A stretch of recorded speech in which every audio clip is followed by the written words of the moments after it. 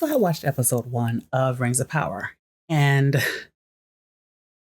I did, of course, have a panic moment before I got started because I really didn't want to do it. And, I made the decision to watch it with my mother, who does not know Tolkien's work. And, if she read Lord of the Rings, it was many years ago.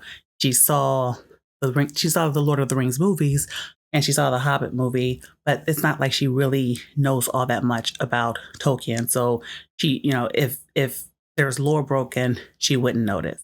And so that makes her the perfect example of, the normie that Amazon was looking for and that they needed in order to make this thing a success.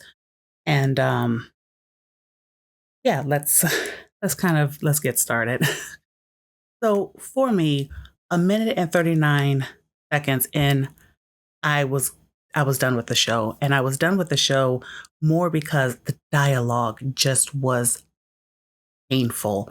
And I want you to keep in mind, I'm going to look at this purely from a storytelling standpoint because, although the lore matters in the way that the story is told, I think even if you are breaking canon, things have to make sense and the story has to be able to stand on its own. So I'm taking it as it is, you know, and we're going to move from there.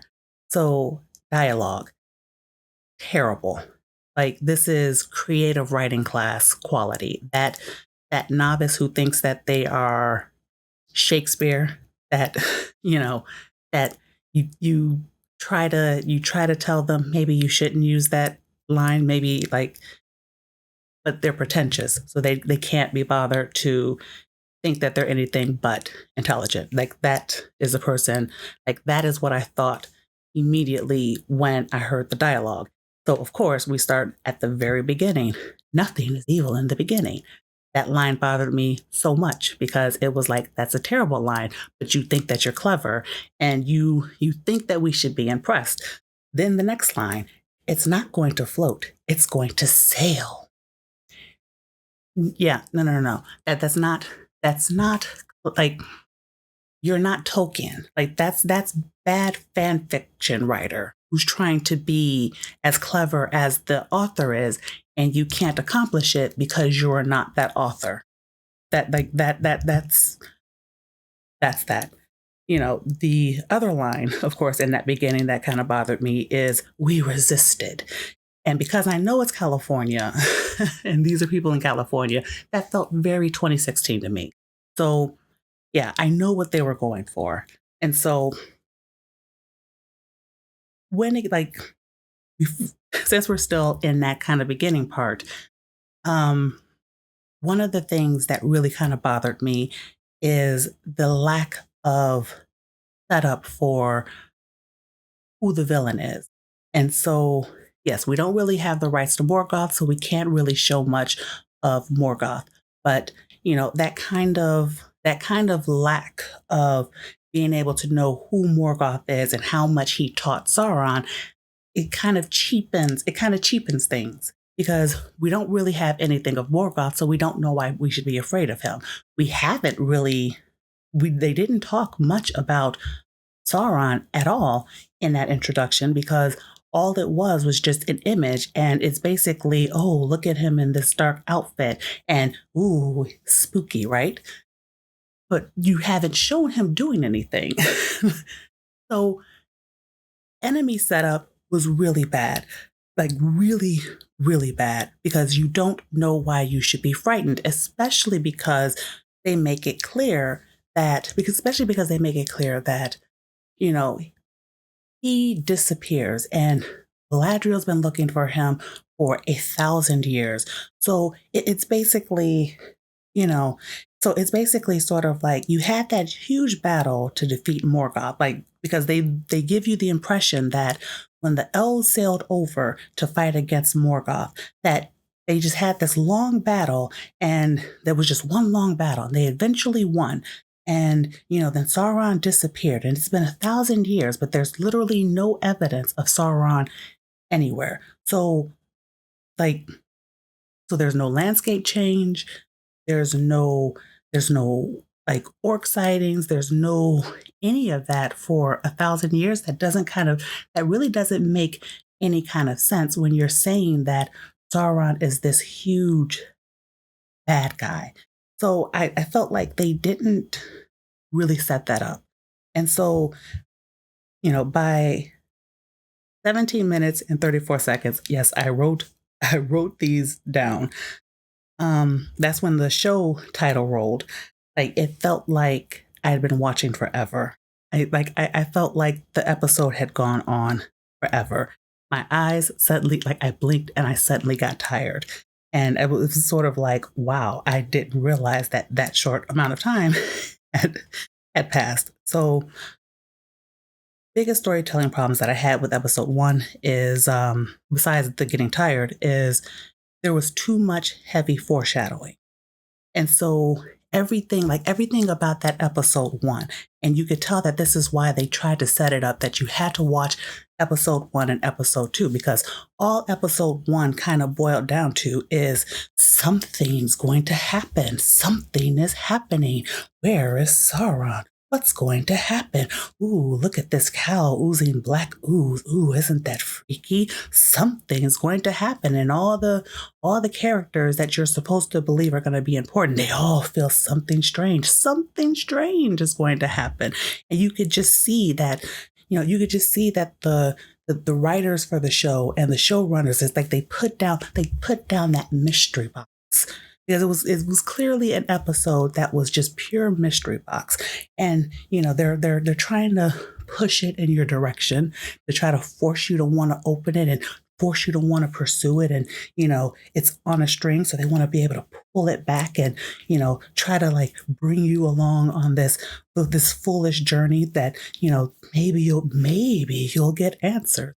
And I know that they're doing that because they've literally have already said that there will be some questions that won't be answered to season 5. So the whole show, period, is just nothing but a bunch of mystery boxes that that they want you to think you'll be missing out if you never open it. So once I noticed that, like it definitely was not it was definitely not interesting at all. And so, it kind of really is like tragic in a way. So entertainment part, like my entertainment notes, Morvid Clark, like she is a terrible actress, but she's terrible at voiceovers. Like her lack of acting in the voiceover really kind of bothered me because, when you're trying to set up this history of what happened before we get to the main action, that part, like the audience needs to be pulled in immediately. It failed because she's terrible at what she does. So you don't even feel like it is a story that even Galadriel, the character, is interested in telling. So yeah, what is even the point of it, right? Likewise, the music, as wonderful as I thought the music was, it was very much not acceptable in the episode. So you could tell like it was trying to make you feel like it was trying to make you feel like the episode was epic. The first time you see Valinor, music swells, and every time something happens, the music swells. And okay, nothing really happened in the episode, but every time they want you to think something happened in the episode, the music would swell. And so that swelling of music is supposed to be your cue. It's sort of like in horror movies, the jump scares, where it's like that loud sound. And, then you're supposed to know, oh my gosh, something scary happened. Like that's what the soundtrack for, Rings of Power really kind of made me feel. Moving on, like trying to be as fair as possible, the writing is just really a problem. Like the writing is really a problem. There's so much telling. There's so much telling in that episode. Everything is telling. you. They're always telling you what's going on. They're not showing you what's going on. They're telling you what's going on. And it starts from the very beginning. Like I said, that, like I was done a minute and 39 seconds in, which means if I wasn't doing the episode to review on this channel, I literally would have turned it off because it did not catch me from the very beginning. It is terrible. Stop telling me everything. Let me see it. Show me it. Like, let me explore the world with you. Stop telling me what the world is. So, essentially, it's kind of the thing of why are we not really exploring like the changes? Like why has the landscape not changed? You had all this evil that was happening. Why are we not seeing the changes? Why are we not seeing the ravages of after? Why are we like why is it why does it just seem like everyone has gone on about their lives, which means why should I even care that whether or not Sauron actually exists when the show itself has not set up Sauron to be any kind of being to worry about? So essentially, what it boils down to me when I look at it, it's a trope. Like the story is just, it's a trope. You can already see what's going to happen. You know, Galadriel is, she's that strong, independent female warrior, Galadriel. And of course, everyone is jealous of her because they have to make it clear everyone is jealous of her. They don't like her because they're jealous because she's just too awesome. She's so wonderful. She's always right, which means, of course, when everyone's saying Sauron doesn't exist, everything's all right. She's right because she knows better than everybody else. And everywhere she goes, she knows all the information and she could tell you everything. And it's yeah, not good at all because she's the main problem I had with the episode.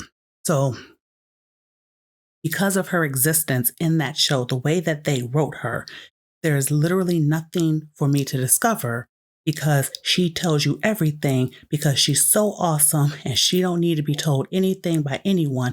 She just knows it. And so and nothing makes it clear than when they're in that fortress in the tundra, like that makes it clear what you're going to get. Like this is the main character that they want you to focus on. Yeah, it was not a good look for the show. And so that's my opinion of it. My mother, I will she actually entertained me during the viewing. So here are some of my favorite lines from her as we were watching the episode because she's a talker, so it's easy to know what she's thinking. So when she's watching Galadriel, the first thing she says is, "She's a fool, but okay." And then when we get to the troll fight, she's watching it and she goes, "So she's going to badass this thing by herself? Seriously?" And then, like, probably shortly after I realized I was tired, she says, "I'm sleepy. I get it. It's supposed to start slow." And that was kind of her opinion. She didn't like any of the characters. She actually really did not like any of the characters. And for her, when we had the conversation about it, she was saying for her, it starts with characters. Like I said, she is someone who got through Game of Thrones, even the bad seasons and the latter half. I'm sure like she is the one that Amazon needed to come watch this show. Like she was the one that she was one of the she's representative of that. And so as far as she was concerned, she felt like she could watch something else. And so when I asked her to clarify, she was saying she felt like none of the characters had any presence. Like they just existed, but no one had sort of like no one had the kind of gravitas that drew your attention and made you feel like you needed to invest yourself in their story. And that's the first episode. She did recognize the hobbits, of course, by their feet, because at first she was asking, "Who is that?" When the one guy popped up. But when she saw the feet, she was like, "Oh, those are the hobbits." So yeah, that kind of member berries that they would go for, yeah, that kind of, of course, that would work for that.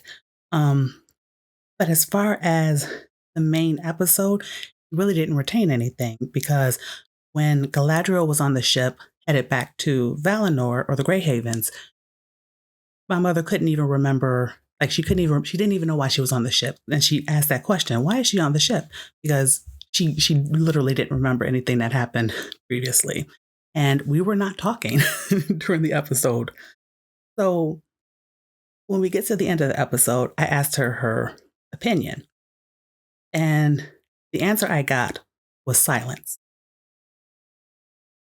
So before the end of the episode, she thought that, she'd be willing to move on to the next episode if, it kind of ended on a cliffhanger. If the episode ended in a way that she felt would draw her attention, she was willing to move on to the next episode. When the episode did end, she basically was like, I'm done. So she decided not to open that mystery box and she's not going to miss it. So as as far as that's concerned, yeah, there's a reason only 37% of American viewers actually watched the show. It was boring from the very beginning. And so I will say she did note later because she went on about her business and she watched some other shows and she did note that she stayed awake. Suddenly she had energy and she was awake. So yeah, the Rings of Power is much more like Rings of Bore. And that is kind of that. Whether I go on to the next episodes, I don't know. That kind of depends on how I feel. Like review wise, yeah, that's kind of my thoughts and feelings looking at it from a storytelling standpoint. It is immensely subpar to what a show needs to be. And like, yeah, they're like essentially, yeah, it kind of solidifies in my mind why, yeah, the independent information that's coming out that's not coming from, show places like Screen Rant, why they are correct that when you're being honest about the show, it just is not good. And you can give it as many excuses as you want. It just is not a good show.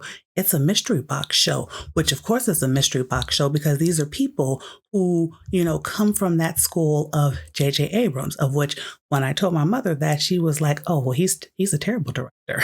So even she knows, and she's not into this stuff nearly as much as I am. And even she knows and understands, like, yeah, it's not something that would work. So yeah, that's my opinion on episode 1. I left lore out. Yeah, I left lore out. I'm just remembering. I wanted to do a video on I guess I'll do a video because I didn't talk about it in this review and I'm kind of, done with this. But I wanted to do a video of a scene that could have worked. And I want to try to work it out in thought process. So yeah, be on the lookout for that. And, thanks for listening. And I'll see you in the next video. Bye.